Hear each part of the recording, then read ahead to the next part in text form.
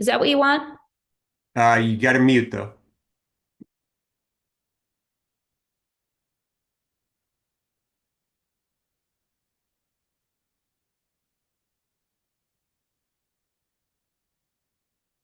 Is that what you want?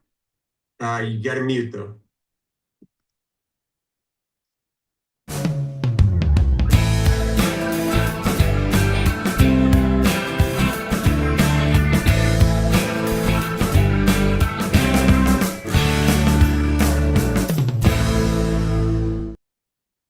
Hello, everybody. Welcome back to the Creator Studio Live. My name's Jeff Olson.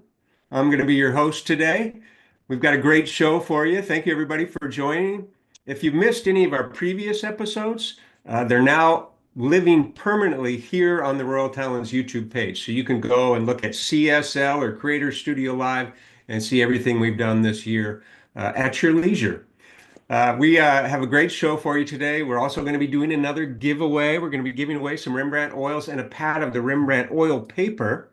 We're going to announce the winner at the end of the show. As always, to be eligible, you need to reside in Canada or the US and type in "I love Rembrandt oils" in the comments during the live broadcast. We have a fabulous guest with us today, an original by any measure. She's a member of the illustrious Putney Painters based in Vermont. Well known for her amazing animal portraits, she drew inspiration from classic 19th century animal painters. Since 2010, she has been instrumental in promoting the subject of dog portraits as fine art. She's collected internationally and has earned accolades and awards for her outstanding and unique works. She teaches throughout the U.S., including workshops at the Scottsdale Artist School in Arizona and the Kinsler Studio in Creative Arts in Chatham on Cape Cod. She is a juried member of the Salmagundi Club in New York City, the Oil Painters of America, the American Impressionist Society, and the Portrait Society of America. Everybody join me in welcoming Johanne Mangi. Johanne, how you doing? Ta-da, you're there. Oh, you're muted still. I was hoping that would work. Perfect. That is great. Perfect. So great to have you. Thanks for taking time to join us today. Oh, are you kidding? I love you guys. I'll do anything for you. You know that. Oh man, you're the best. You're the best. I love it. And you're in your studio today? I'm in my studio. Yup. I actually paint in different parts of the house. So I have setups. I was just talking to a friend of mine yesterday about how she could paint more by having setups in different parts of the house because my studio's on the third floor. So sometimes it's difficult to get up to the third floor when I have workers in the house and stuff like that. So my Wow. compromise was have setups elsewhere in the house. So I love that. Have a studio on every floor. I do practically. Yeah. That's Yeah. It fantastic. works. It works. It That's gets me to perfect. paint. So So we've got a good show for everybody today. We're going to have a little discussion, Joanne and I, a little bit, a little interview. Got some questions for her. Then we've got a slideshow. We're going to share several of her paintings, some of them in progress, which will be really fun for everybody to see. And then you've got a couple paintings on the easel today that you're going to share some insights on. So I'm looking forward to that. yeah. Yeah, and your Yeah. palette is all set up there, so we'll talk a little bit about the colors as well. So lots of good things to go through. The first question I'm going to ask is for all those folks who don't know who the Putney Painters are. Who are they, and how did you become associated with them? So Putney Painters was started by Richard Schmid and his wife Nancy Gusick. Well, back in I don't know 20 years ago, probably more than 20 years ago. And I came across Richard Schmid in the library. I, but who goes to the library anymore? But back before really all the internet stuff, I'd go to the library and I'd go through the stacks, and I came across his 1979 figure book, and I think it's 79, something like it was in the 70s, maybe 74.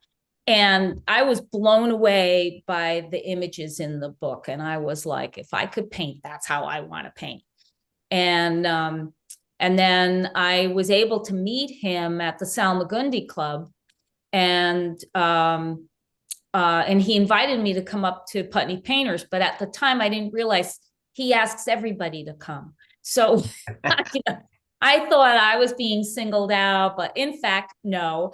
And but going forward, I was taking workshops up there, and got to know everybody. And it, a lot of the Putney painters, well, a few of the Putney painters were giving workshops. And that's how I met Dan Keyes. His first workshop was at Putney Painters. And Michelle Dunaway, all those illustrious painters. And so I'd be invited to Putney Painters. They'd meet on a Saturday, and if there was room, I would be invited because they had their members. And when it's still that way, I'm a member, but I mean, we still only invite people if the regulars, if there's enough room.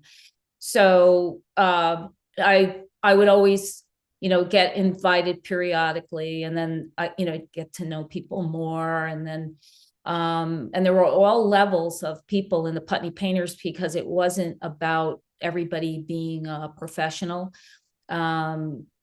Richard was very much a part of the community, and very generous with his time and stuff. And so over time, then he and Nancy invited me to be a member, which obviously was a huge deal. But it was a big influence on me because there were all these painters, Mark Boges, Charlie Hunter, amazing people. And so you want to surround yourself by really good painters because it raises your work. You do your work harder. So now Richard passed. I think it's going to be 4 years next month, actually. And we still have the group going. Nancy, Nancy's a big part. Carol Arnold was kind of like their protege. And she heads up the group and keeps it going. And during COVID, we were on Zoom. And in the winter months, we used to have a hiatus in the winter, but we use Zoom and get together like twice a month. So it's really, it's a wonderful motivator, and we stay up on what everybody's doing. And then I had my own group, and then during the third floor studio. And during COVID, we, would stepped back, and we would do some things outside with a model when the weather was conducive for it. But I started to take over the whole studio, and it was harder for me to give up space because I'd be working on multiple projects. And fortunately, Peggy Kinsler, we're good friends with Peggy Kinsler, Everett Kinsler's widow. And we use his studio to get together. And it's worked out really well because most of the people who are coming here were about 10 minutes from that studio, 10, 20 minutes from that studio. And so it made it more, the only ones who are traveling is I travel like 40 minutes, and Grace DeVito, who's part of the group now, she's like 40 minutes from the other direction. So we kind of go this way. And so we just had a session yesterday. We're trying to meet once a month. Actually, we've been pretty good about meeting at, once a month. It's hard to do. I used to do twice a month here, but it's just kind of, everybody's so busy. It's really, because everybody's career is just kind of going on a trajectory, and it's difficult to coordinate everybody, but we do pretty well. And yesterday we had a great model, and the last couple of sessions, I didn't do that well. Like I had wipers for, like I'd be like, oh yeah, this is coming along. And then I'm like, oh my God, this is terrible.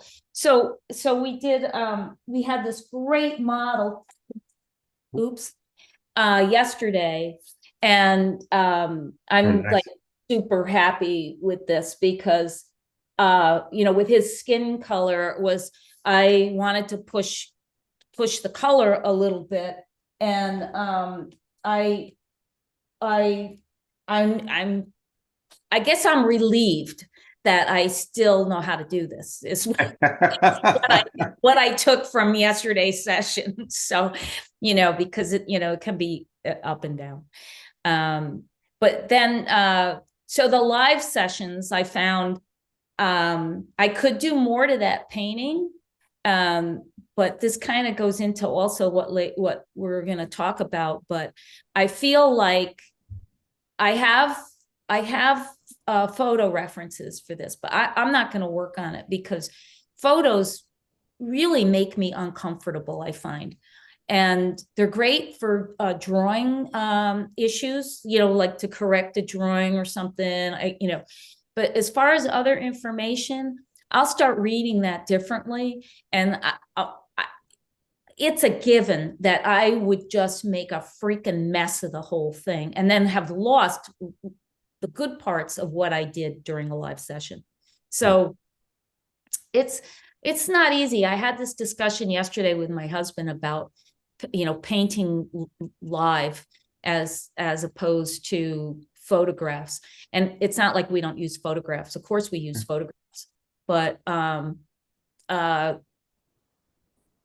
the only way you can use photographs is if you've done enough live that you say, oh yeah, I know that photograph's not giving me the information I need, and then you take some liberties with it. But it's very hard in the beginning, early on in your painting journey, that you're going to feel that freedom to take those liberties.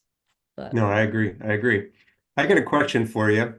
And this was from your bio, and it was something that always intrigued me, and I wanted to ask you today. You talk about being inspired by 19th century animal portraitures, portrait artists. What is it about that period that inspired you? it's interesting. I think it has to do with there's a sense of sensitivity to the paintings. I respond to the paintings, and I think and that's what I try and get into my work is more sensitivity, and I try and do it through authenticity. Which means I feel like I have to understand everything there is about my subject. And so like if I do commissions, I want videos of the animals, because unless I have met them personally in their environment or whatever environment they're in, because that's how you see their quirks and you learn things. And I think that there's a sense of you get a sense of the spirit of the dog. Like people will make comments, oh, the soul of the dog, and I'm like, I don't even know what that is. I mean, they talk about the soul. I look at it that. Nope, we lost your sound for a second. Am I back? Am I back? Oh, we're having some technical difficulty, folks. Just hang with us. That was too good to be true. Is it there? No? I could turn this one on.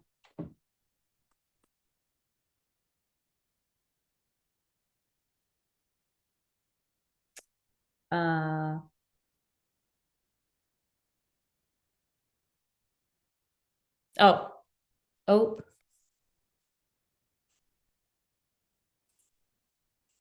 Okay, it made me the host now. All right. Folks, Oh my God. there? Are you there? I'm here, but the whole Zoom went down there for a second. Let me see if we're still on the. Oh, it's unstable. We All seem to be back. We seem to be back. right, I'll talk fast. I'll talk. Well, I love that. I love looking back at history. I think it's really important for artists to be connected with history and the artists of the past and kind of create a dialogue. I was looking at some 19th century animal portrait artists recently. As a matter of fact, the work specifically of Landseer, Sir Edwin Landseer, and really amazing stuff. And I was really amazed that he was only 18 when he did some of those paintings. It's pretty fantastic. Yeah, no, I know. And then, you look at Rosa Bonheur. Oh, yeah, for sure. I mean, really John Ems. I mean, these people, and some of them had like extremely interesting bios. But I don't know. There's a sense I see a lot of good animal portraits, but technically they're great, but I can't connect with them. I think that's the thing, is having a connection to your subject. I Yeah. think that's key. And I think and then from that connection comes sensitivity, and then from sensitivity it gets on the canvas. Yeah. You paint a little more intuitively because it's coming from a different place. I mean, it may sound all woo woo, but it really isn't. I mean, I used to kind of make fun of the woo woo, but it's the more I understand of painting and principles of painting and how to get to certain aspects of, in certain levels of your painting, I under I start to get it more. And so I think that when you're learning, you tend to paint very literally. Everything has to be precise according to what you're seeing in the photo, and whatever. And then people then are dissatisfied because their paintings aren't painterly, but it's because you know they're painting a picture, and they're not painting the subject. And there's a big difference. And I'm not saying that, oh, overnight you're going to change, but I find that people don't take the time to really understand what they're seeing. So in one regard, I always remember like Scott Burdick saying, you don't stare into the shadows, because then you start seeing too much. And I always remembered that. I mean, I'm sure I took other things from him, but I thought that was kind of a big thing, because it's true. You walk into a dark room, and then everything looks dark, and then your eyes adjust, and then you're starting to see a multitude of things. And I think that happens in painting. Why we see too much. We're seeing too much, and we lose the essence of what it is that we're trying to paint. Yeah. Yeah. So, I wonder if there's something to your observation about working from photographs. And then we talk about these 19th century painters. I mean, there were black and white photographs available, but beyond that, they really had to rely on firsthand experience and studying directly from nature and from life. And so the focus on seeing and learning how to see and look, I think probably super important to their process. well, certainly color. I Yeah. mean, I see that now. I mean, I somebody made the comment. I did a demo in Cape Cod in the fall. I mean, that's not unusual. I do demos, but somebody made the comment that we had a photo of, I had the live animal, and we had a photo. And because I was trying to show them how to incorporate both, because people get nervous about painting live animals. And they saw what I was doing, and they're like, oh my God, like that color, you see that color on the dog, but you don't see that in the photo. Like it's a total, different thing. And I said, it's a big problem. It's definitely a big problem. So I think that of course the black and whites are great for value studies, right? but as far as they probably were taking color notes. I mean, that big horse fair painting of Rosa Bonheur, how many times did she go and do Yeah. these sketches and all of that? I mean, well, like, wow. Like, I don't think I'll live long enough to do a major work like that. So I just have to go to the Met to see it. Yes, yes. Yeah, yeah. But yeah, so there's definite um you have to put a little of the work in if you Yeah. want more authenticity to your work. So like, for instance, you might not own horses, but you have access to, there's farms everywhere, people who have black backyard, and you could just Yeah. go and observe, these animals. And I and you'll remember things, you'll take it with you, even if you have reference photos, you'll Yeah. remember certain things, or you can make notes. Like, I know a lot of landscape painters, they make actual notes, but they're doing a thumbnail, and they'll make notes on, Scott Christensen is Mm. great. I mean, he's not the only one, but he will make specific notes about the studies and what he's seeing and what he wants to take, like, for his studio paintings and stuff like that. And it's really the same. It's the same thing. It's your subject, whatever the subject is. Right, right, right. It reminded me as you were talking about horses. Messenier was a famous 19th century French painter, known Yeah. for his paintings of horses, especially his battle scenes and whatnot. But I remember reading a story about how he stood in a pasture and had these people charge at him on horseback repeatedly so that he could get a look of what it was like to see a charging horse. I I don't think I do that. Although we although the summer before last, I went over to the polo grounds and with my friend, and they have all the polo ponies are all put out, and they have you know hundreds of acres and dozens of horses in each pasture. And so she called her horse, and they were like quarter-mile away at least, and they all come charging towards us. And I said to her, I'm so glad that we didn't take the carrots, like, like, because I knew they would. I knew that they were charging us, but I knew, you know because I used to have horses, so Yeah. I felt pretty comfortable.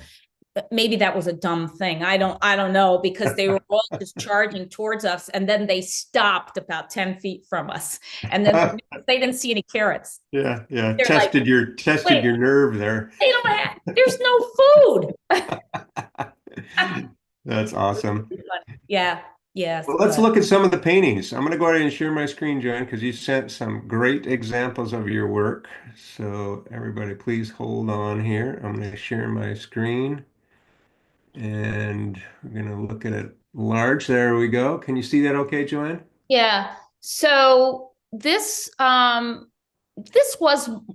my dog, and I was trying to use line in a drawing, and if I wanted to smudge everything and pull out, and I could get a really nice drawing. I think it's really difficult to use line. So I'm attracted to drawings that use a combination of both, because I feel there's a mastery to the line. And Yes. I'm not by any means, I don't draw enough. And because I just have so much time. But I liked this particular drawing. I have others, but I like this particular one because of the combination of the line and the charcoal, and a little bit of the smudging and value. I And really then love I the actually did contour line on this. Yeah. yeah, I actually did there's some great on Instagram. Uh uh oh, what's her name? David. David. Hmm. If you look her up, her I drawings will. are so like dynamic. and the line is just so wonderful. And it inspires me all the time. Like I say, I should be doing more of this, just for my own self. Yeah, But yeah. So this is a wonderful drawing. I love this. I really like this drawing. And then same dog actually. This was a demo, and I actually don't like the finished painting, because uh her her snout was actually a little longer, the actual dog. And I painted her like this because I liked the way it looked. And then I again, now there's an example of I, kind of took liberty with changing the shape of the dog. But I finished the painting, and it's a good painting. But because I had this, I preferred this. And sometimes, sometimes the demos are just better. There is a spontaneity sometimes in them, right? That makes That's them really interesting. exactly right. It's exactly right. Yeah.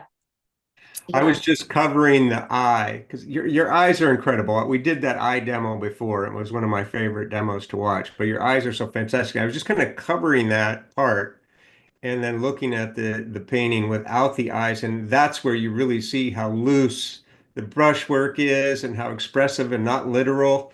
It's just, but that eye then brings it all together where it becomes very naturalistic. It's just so powerful that one part of the painting Oh, thank can you. define your experience with it. Yeah, that kind of that didn't start out to be a thing for me. Like, oh, I'm gonna be the best eye painter. you know, you know, I didn't. It just kind of was for uh I don't normally use this word, but I kind of like this word.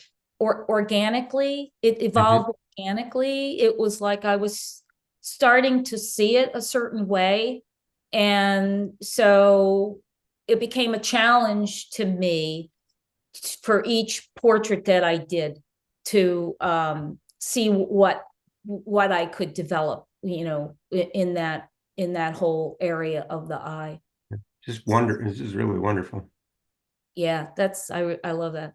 Oh yeah, so this was painted from life, and actually on my porch, and I used a palette knife because it not initially.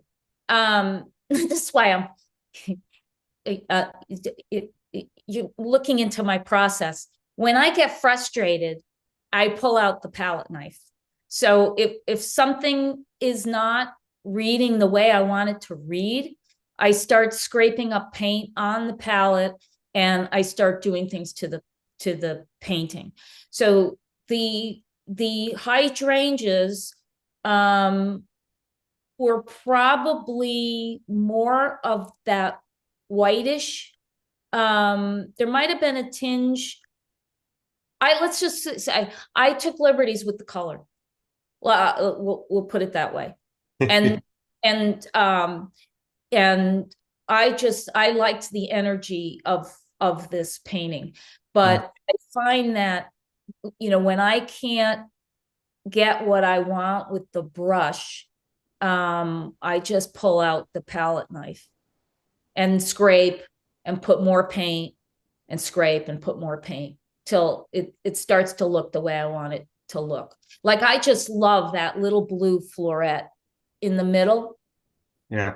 You see that with I just in my eye This goes one here. yeah, Yeah.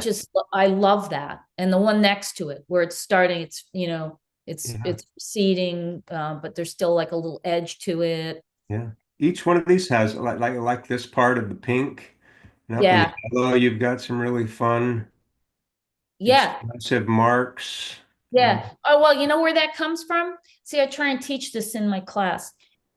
Um, when I'm working, my palette has maybe starts out like with dark on the left and then it progresses. Like I don't very rarely clean my palette because I get to a certain point, I'm just looking at value on my palette. And so if now I took the palette knife and I start scraping around for value.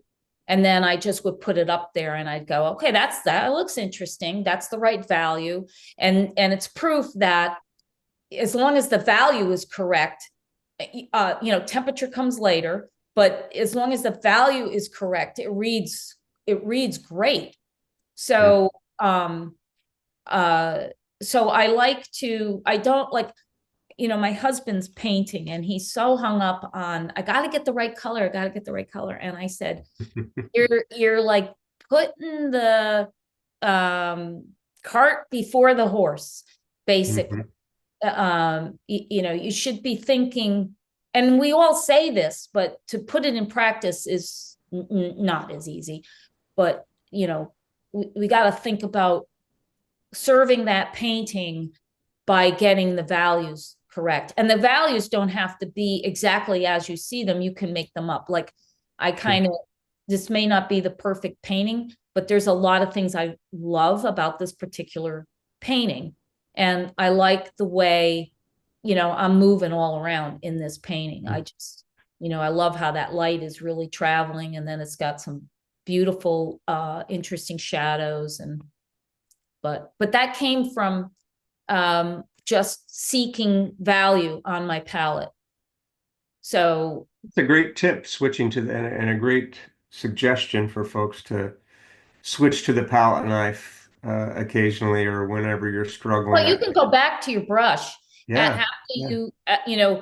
you can refine things with your brush. Did not mean Okay, to so leave that. this There we go. There this we go. okay. So the next one that you picked. Yeah. The, okay.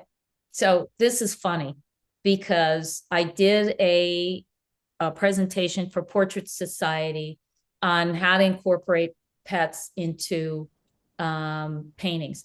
And so when I agreed to do it, because I say yes to almost everything, and yeah, and then you have to figure out what exactly you're going to do. And so I knew that Zorn, it's Portrait Society, so everybody loves Zorn and Sargent and Sure. the big three. So and Soroya, the big three. So I knew that he loved his little Yorkie. He'd have the Yorkie on his shoulder. I saw black and whites of this. And then I thought, okay, well, I'm gonna have to put the dog with somebody. So I took one of his self portraits and painted that and then shoved the dog into the painting. Um, and I actually needed a bigger panel so that you would see that his arm, he's holding the dog. But that's how that all came about was and I'll tell you a little funny story. Well, it's not a story, but Sargent, there's this famous painting of I forget the name of it, but everybody would know it. It's this auburn-haired little girl that Sargent painted, and she's holding her Yorkie. Hmm. And here's the funny thing. He knew nothing about the structure of a dog. He had the ears like like little horns, like so close together. And of course, that's the first thing I looked at because I was going through images. And it's a fabulous painting. Of course, the painting's not about the dog, it's about her, and it's the most amazing portrait of this little girl. But he just didn't get it with the dog. All he had to do was move an ear over, like how this dog in this Yeah. picture has proper ears. And you got to go look up the painting I'm talking about because it's pretty Yeah. funny. But anyway. Well, the little guy is definitely the star of this painting. Oh The, yeah. the dog jumps out. Yeah, yeah. Oh yeah. Yeah. He's forward. He's Yeah. more He's more forward. forward. Yeah. Yeah. Yeah. Which is a whole So other it's thing. not just about dogs. No, this was it's kind of hard to see in here, but she had a heart over her eye, a marking. And so this was for the Beardsley Zoo.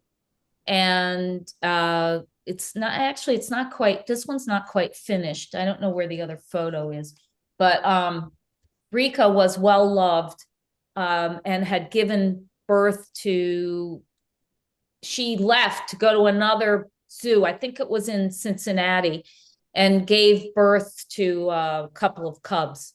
Hmm. And so I actually painted her a few times, but I was trying, this was a challenge for me because I didn't want to be, again, I didn't want to paint her literally. I wanted the sense of her stripes, and certainly her color. But I did, I didn't want that fine, everything is like perfect, perfect, perfect. I just didn't want that. Um, and they loved it. They really loved the painting. Yeah, So, I love the looseness of the brushwork. It's just so fun and rich. oh, thanks. Thank you. That's the fun part. Yeah. It's no, just Here's another. so this is a wild dog in Africa, and we had an opportunity. I think, it used to be they were very hard to find, to find them in the wild. They're pretty elusive, but we were fortunate, and this is probably 4 years ago. We were very fortunate to come upon a what's the word for a pack, quite a large pack of them. But since then, I've seen that a lot of people have had the fortune of seeing and really enjoying, watching how they how it's a very interesting hierarchy, because Hmm. there's only one female that breeds, and everybody else like you know serves the matriarch. But the young ones, they're so playful, Yeah. and then we got to see them, unfortunately or unfortunately, attack, you know, an impala, and have their meal. But I had some wonderful reference photos, and I have to say I took a little liberty, with the color on this Mm. dog a little bit, because it's fun. Artist But prerogative. Yeah. yeah, exactly. But I really like this painting. Yeah. I Turn love it the subject. So, oh down. well, this goes way back actually, and Yeah. it still is a painting that everybody loves, and they like getting a print of this painting. Mm. um and it was it was done for the very first workshop I did up at Putney, and he was a wonderful, wonderful dog. And um he just was such a mellow guy. And this was done, it's called Windblown Charlie. His name was Charlie. And I I uh painted him from life, but the circumstance is not from life. I had seen something with the his fur being, blown around, and so I added that in to get that effect. Yeah. The energy of the brushwork is just vibrates. It's fun to look at. Oh, thanks. That comes from, I don't know if I can say this with the understanding, but it comes from a sense of, I have this energy when I start, and it's like I have to get things down. And so there's a lot of energy in my brushwork. initially. And then of course there's finishing touches, but it's almost like you care, but I'm not that worried about it being perfect. I have to do it. I Yeah. have to do it. And when I first started, I used to call myself a slash and burn painter, which is not a compliment. It's not a compliment. It's just that you know, I I've kind of refined that at this point. Yeah. Uh, that I still want that kind of energy, but I'm more thoughtful about how I'm doing it. I guess that's the difference. That would be the difference. But uh this I created to make it look like the wind was blowing on him. Yeah, successfully. I love the grays that you achieve as well. And this one and some of the previous ones, these wonderful grays. What kind of colors do you use to mix your grays? Well, this was probably most of my grays. My grays now run the gamut because it depends on what's on the palette. So the grays could be a combination of anything. But probably here you're looking at Terra Rosa and ultramarine blue and yellow ochre, and then you'll see transparent oxide red and ultramarine blue, touch of yellow ochre, well, white, I'm throwing white in to get Yeah. the value. But like you can see on his belly, you see Mm-hmm. that pinkish? Well, that's going to be Terra Rosa. Mm. That's in there. Interesting. And then, of course, underneath his chin would be Viridian with transparent oxide red and yellow ochre. And of course, it it all depends on the sequence of what way it's going to lean. So I Yeah. might start with, it's saying my internet is unstable. Are we okay?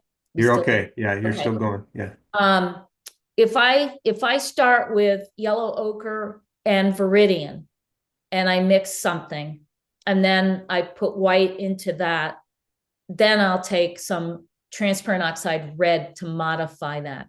Or I might start with transparent oxide red and viridian, make a mix, throw a little white in that, and then put the yellow ochre in. And what you learn is how things shift depending on the sequence that you put the colors together. I don't An important lesson that the best grays don't come from mixing black and white together. no, but you know what you could do? You could mix black and white together and then throw a color in that. Then throw a color in it. Yeah. Yeah. Yeah, I've But done there's always that. got to be something else. Just black and white is so flat, but like mixing the ultramarine blue with Yeah, the transparent oxide red, you yeah. get this Or really or rich putting gray. Yeah. putting cad red in with the black. Yeah. you Yeah. know I mean that's like rich, like, or and I started to alizarin is a great a great mix with yellow ochre uh Hmm.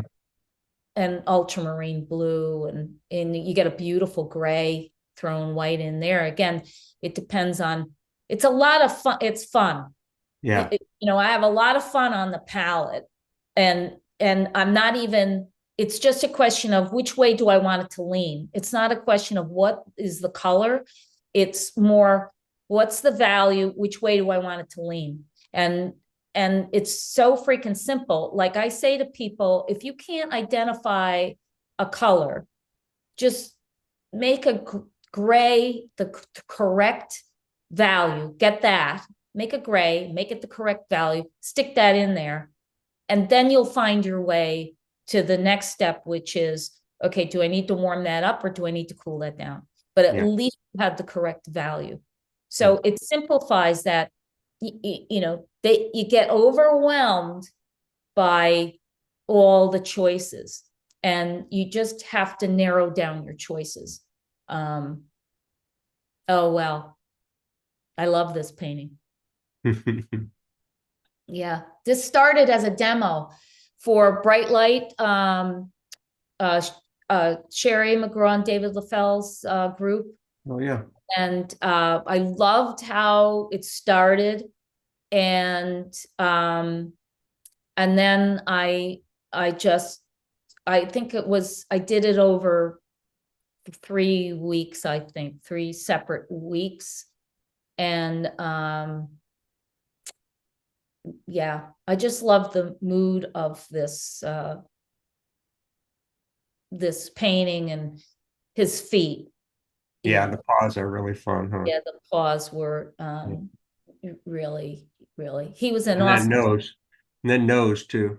Oh, yeah, yeah, yeah. Noses are fun. People get a little scared of noses, but um, they think they have to.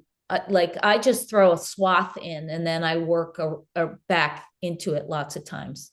Mm. So it's like how portraiture people, like you don't really necessarily draw the nose. It's like you carve the nose. You kind Yeah. of go back in and you carve it out. So yeah, it's an interesting, there's lots of ways to get there. But when I paint and when I put that nose in, I just take a brush, a big brush, couple of colors, and I just go a swath, just boom, and just put it in. It doesn't even have to be exactly where it's going, because I'll shape it as I go along. So I guess that it takes a little bit of faith Yeah. to know that you can do that. Now this one I found really curious. It looks like you're going back and using a scrivedo technique. Are you scratching back in here? I where in the background or the dog? The dog, like his Oh, whiskers here and stuff. And whiskers. No, I think I used a rigger, no, and okay. um, um, because if it was done in one sitting, then I would just use my palette knife or something to Yeah. get those whiskers. But I'm not always that fortunate to, like, even if I had finished that area, to put in the whiskers, they probably would disappear again because I'd go back in and maybe strengthen a little bit underneath the chin on the neck or something like that. So it's but this dog had such a quality about her, it just was like amazing. This started as a demo too, come Hmm. to think. Yeah, it was like a last minute thing. I needed something to, you know, someone to paint. And I, sometimes the demos, I have, I like my, uh, I like a lot of the way the demos are started, that because I get something, Hmm. I see something, and then that's my idea. I don't go blindly into these things that I'm like, oh, I hope for the best. You know, I have a specific idea or concept, whatever you want to call it. And that's what keeps me honest in these paintings. Well, And the colors in the snout, the some warm reds and the yellows, and looks like some blues even. yeah, well, again, I'm just looking at value on my palette. know, some of it I want, I'm gonna say yeah, I want some red in a certain, Right. but there's other areas and it's like, no, I'm just hoping that I can get something interesting just by going after value. Because sometimes, if you plan that out, you're not getting, I think it's Hmm. harder. Now these two, are a friend. Is not exactly a neighbor, but lives very close by, a couple of miles away. And I go visit these dogs periodically because the one on top, Drifter, I've painted a few times, and I've actually painted Tuesday, who's the female on the bottom. I've painted her a couple of times. But I go over there because, I have lots of reference photos, but the photos never tell me the truth about these dogs.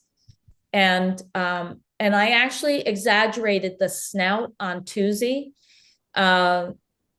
purposely to get that effect. So she probably was a little wider through the jaw area, but I wanted you to sense that sleekness and that, that like bullet.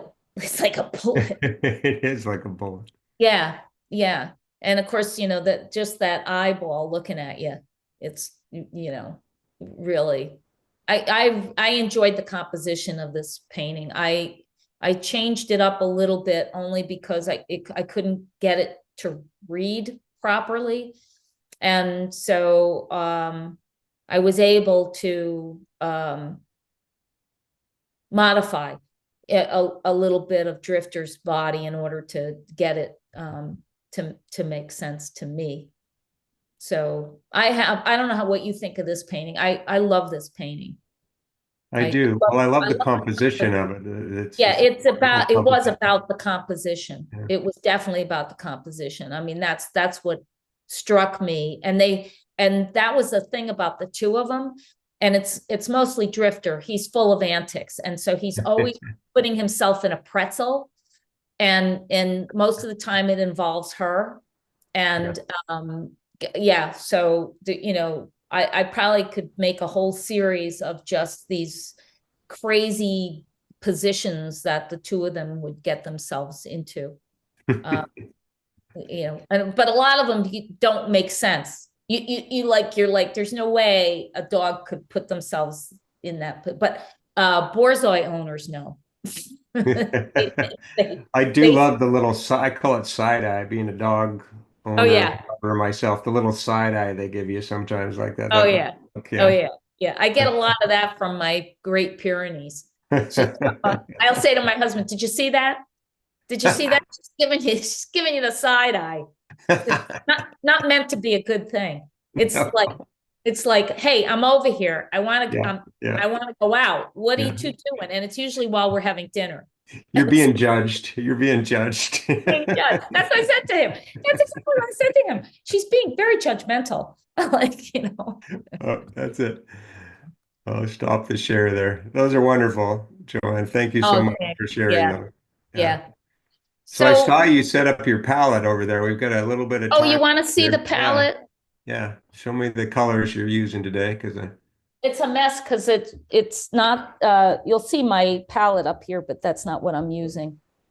I took a smaller palette. Oh, here we go. Yeah.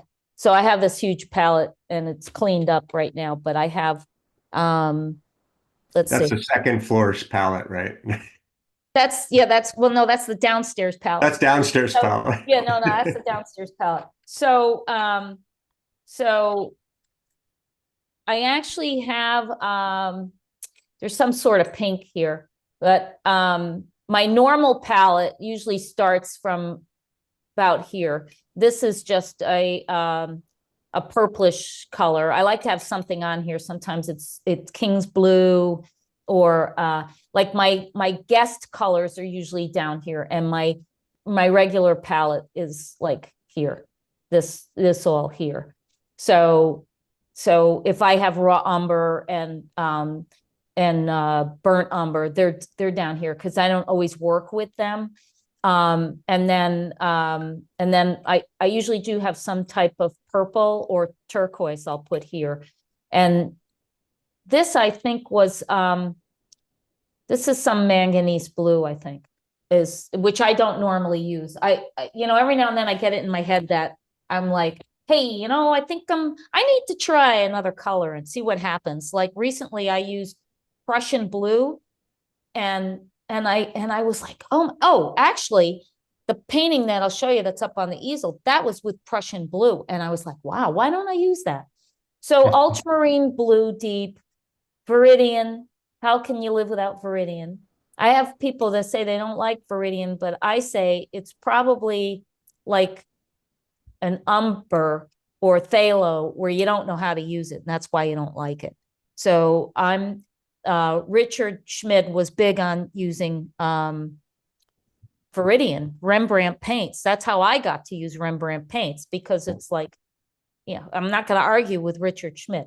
So, right. So No. Viridian, yellow ochre, which Rembrandt has a fabulous yellow ochre, which if you compare brands, there's a lot of, earth colors are brand to brand, have little changes to them. Like, Sure. yeah. So anyway, transparent oxide red, who doesn't love that? And if I'm not using that, I'm using transparent oxide brown, which sometimes I almost like better. It's not as red. Terra Rosa, which is Rembrandt, unfortunately does not make it, but I can't live without it. This is a alizarin. This is madder, Rembrandt madder. The alizarin is not Rembrandt, and that's Vasari because it's dark. And then this is madder. What do you call it? Madder deep. Yep. Yeah. And then this is a cad red, cad orange, cad yellow deep, which I actually never really started using until I don't know, maybe 4 years ago.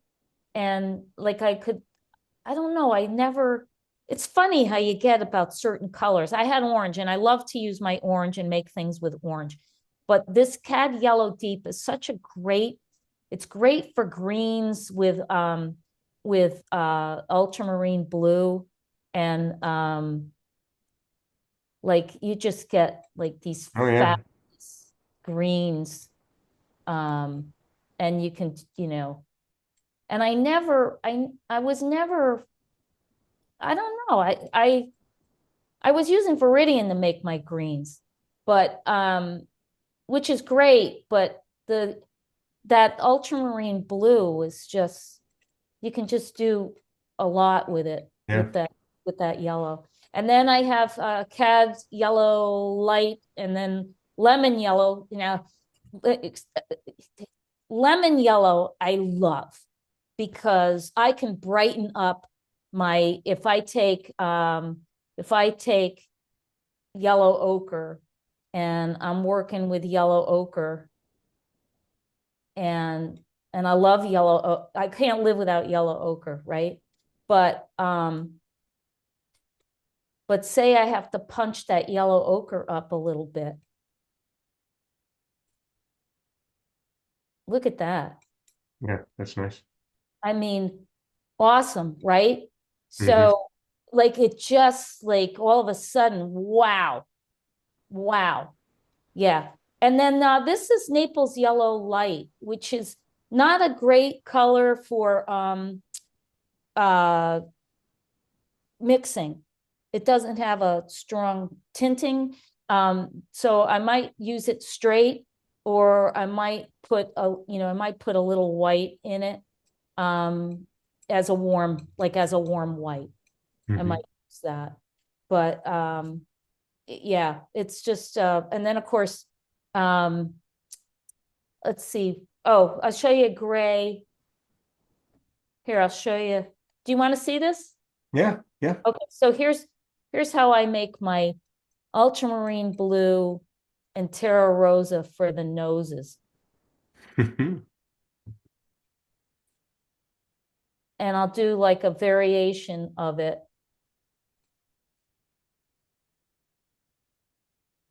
So I might use, that might be the note. And see how I didn't overmix it? I'll Yeah. just put my brush in there and I'll just put it down.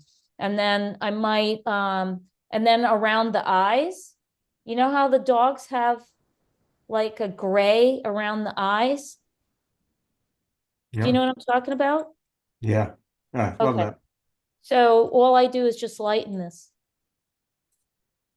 I lighten this. Can you see this? Yeah, Yeah. beautiful Okay. gray. A beautiful gray, but I might have to use temper it with a little yellow ochre. Yeah. Hmm. So, hey, you know what? Oh, maybe, and I might, who knows? I might do this. Oh, Now I have a different gray, yeah.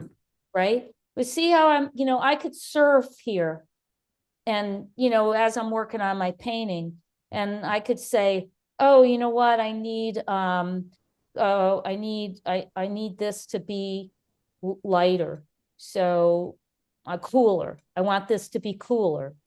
So now I have a mix on there, but now I'm making it cooler. I just made it cooler. Yeah, it's just freaking fun. I love mixing colors. I love watching colors mixing on the palette too. It's Oh mesmerizing. my God, yeah. Yeah, it's really fun. And then I'm just going to show you this. We were talking about this. Yeah, we got a couple minutes left. Yeah, Let's okay, look then at I the. can show this real quick. Can you see this? Yeah, Well, yeah, yeah. okay. That's good. So actually, um, this this was an actual demo in class. You see what a mess this is? But I had the live dog.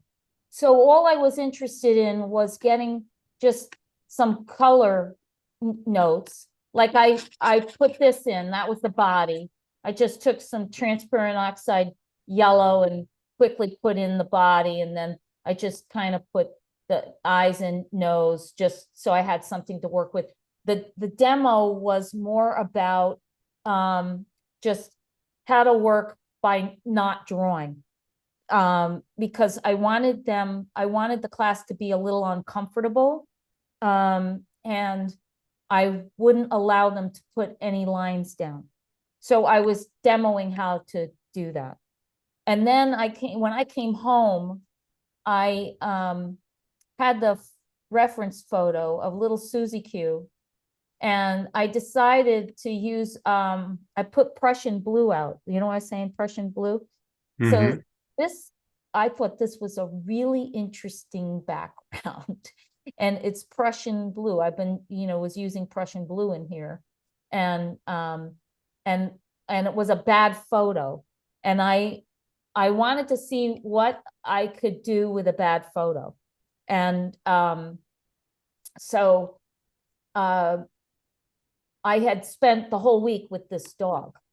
And so there were just certain elements of the dog that I wanted to capture that I knew. And it was the delicate size, sweet. I threw cad red in here because I wanted that light to be translucent. And then it was mostly in shadow. And so I'm just kind of guessing where things are because I understand the structure of the dog. Hmm. So if somebody took, here, I can show you the actual picture. I have the picture of the dog. So there's the Yeah. black and white picture, and people would probably look at that and say, wow, there's not enough information there. But I feel like if I have too much information, then you're going to paint this too literally. Right. It's not going to seem like it's painterly. So I'm advocating stop complaining about bad photos. And Well, in our last couple of minutes here, any announcements you want to share? oh yeah, Exhibition? yeah, yeah. I'm teaching at I'm doing a live demo next Wednesday at Scottsdale Artist School, and it's only $20 Zoom because it's a fundraiser for the school, and you can sign up through the school. We're doing it in person and also Zoom. And then end of April, I'm teaching at Kinsler Studio in Easton, Connecticut. And then I'm doing a 1-day workshop in Cape Cod in June. I'm doing a demo for the public 1 day. And then the next day is a crash course all day. I've never done this before. I think it'll be fun. A crash course in, I think it's June 20th, whatever that weekend is. It's Friday and Saturday. And anybody who signs up for the workshop goes to the demo free. And then in May, oh, I forgot, I'll be at Pace in I'll see you May. there. Yep, I'll see you there. And actually, I'm going to be at Portrait Society early in the month, and I might do a little demo in the vendor area. And then in October, I'm teaching 4 days at Bluebird Studio in Santa Fe, which is going to be a lot of fun because You are going to be busy. well, I'm not as busy as I've cut back, actually. I have cut back. So, but that one's going to be fun because we're going to do horses and sheep and dogs and chickens. Oh, fun. So it should be a lot of fun. Well, I put a link to your website into the chat, and then the Oh, Scottsdale great. Artist School link I put in there as well. Those ones I had. So Oh, thanks. I appreciate it. you bet. You bet. Well, thank Yeah. you so much. It's always fun to sit and chat. And thank you everybody for joining us. I do have a winner for our giveaway. You had to put in I love Rembrandt paints and Pat ZG2944. Pat ZG2944, you are the winner. You just have Wow. to DM, direct message me at Royal Talens NA. Royal Talens NA. That stands for North America. Royal Talens NA. Send me a direct message and we'll connect and I will get you out your set of Rembrandt Pet. Oh, look at the puppy. Yeah, there he is. Oh man. Yeah. So we'll get you some paints and some paper and you can go to work. And I love it. Thank you so much. And thank you so much, everybody, again for joining. Our next show is on Wednesday, April 2nd, 5:30 p.m. Eastern, 2:30 p.m. Pacific. And we're going to be interviewing and have a quick demo with Susan Lyon. So it should be a great show. Oh, awesome. I'll be there. Awesome. Thank you so much, Joanne, and thank you everybody for joining. We had a great group from we're global today. We're global. We Oh, had folks great. from the Netherlands and where else? We got a couple other locations here. We got Florida's in here. Oh man. And the people agree, don't argue with Richard Smith. Right. Colorado, somebody tagged in from. This is great. All over. This is wonderful. So great to see everybody. And thank you again, Joanne. And we will see everybody next time on the Creator Studio Live.